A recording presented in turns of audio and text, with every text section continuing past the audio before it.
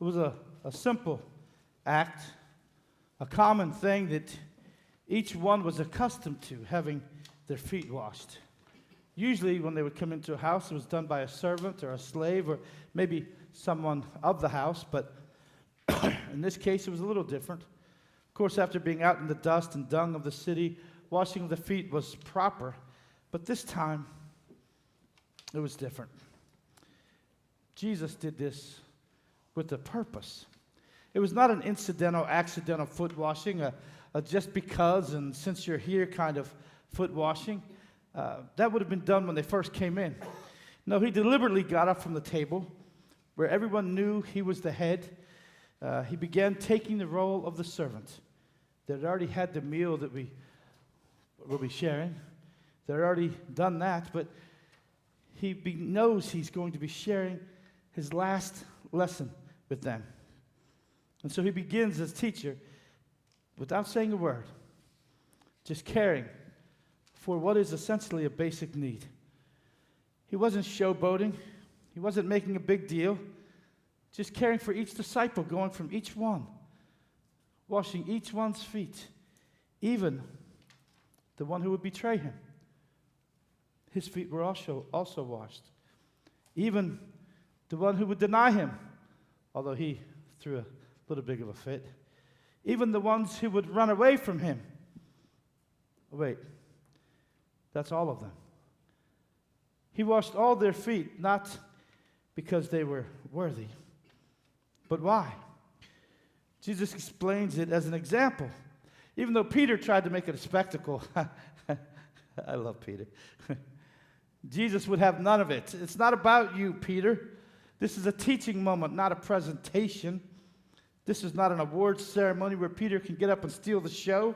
Oh, not just my feet, but everything for me. Jesus politely, I believe, put him in his place so that it would not be about Peter and his grandiose personality.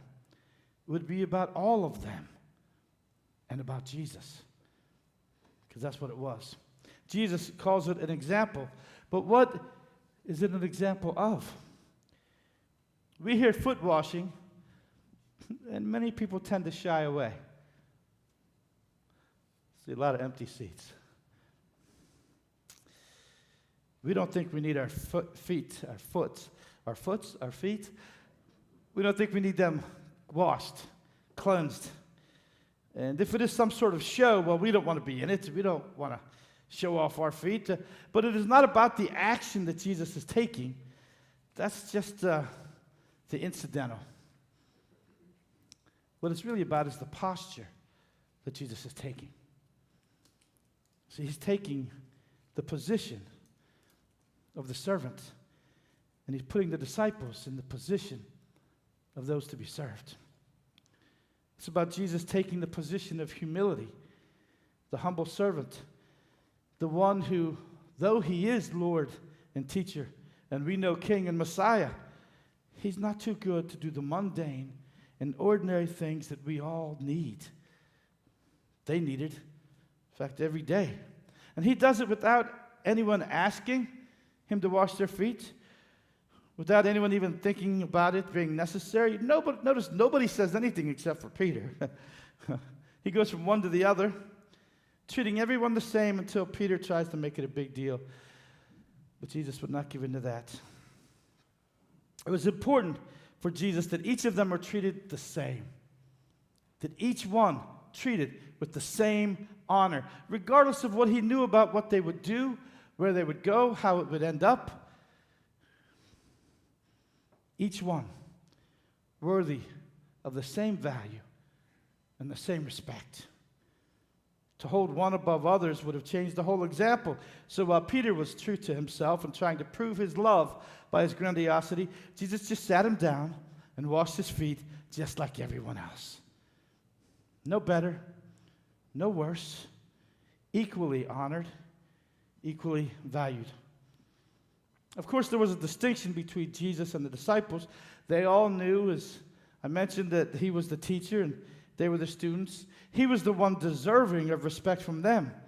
But this is exactly why he performed this act, revealing what he desired to see from these his pupils, his students.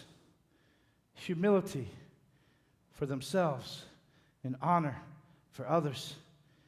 Jesus knew, as he says in verse 3, that he was going to go to God and that his time for teaching was nearly done. And so instead of showing them how to perform miracles, instead of doing some big dramatic thing, instead of teaching them how to pray or how to lead people in devotions, and instead of organizing the collection plate and how to make sure you take the offering, he didn't do any of that.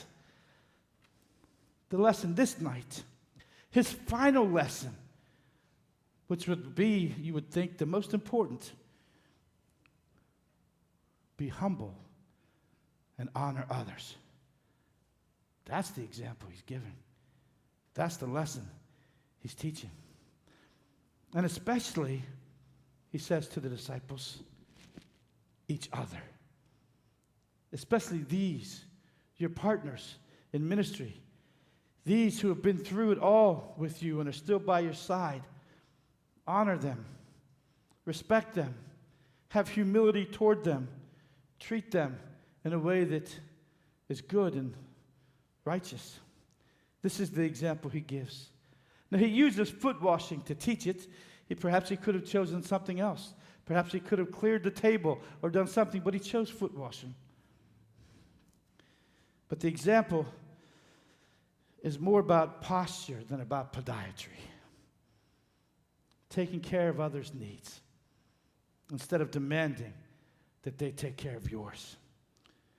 Now, in truth, as you look at the ministry of Jesus, Jesus has been demonstrating this every step of his ministry from the beginning. But here, with no one else to see, not to impress anyone else, it's just him and his disciples. This isn't to show the world anything. This is to show the disciples. This is the heart of the ministry. Humility and honor. If you know these things, he says, you are blessed to do them. Amen.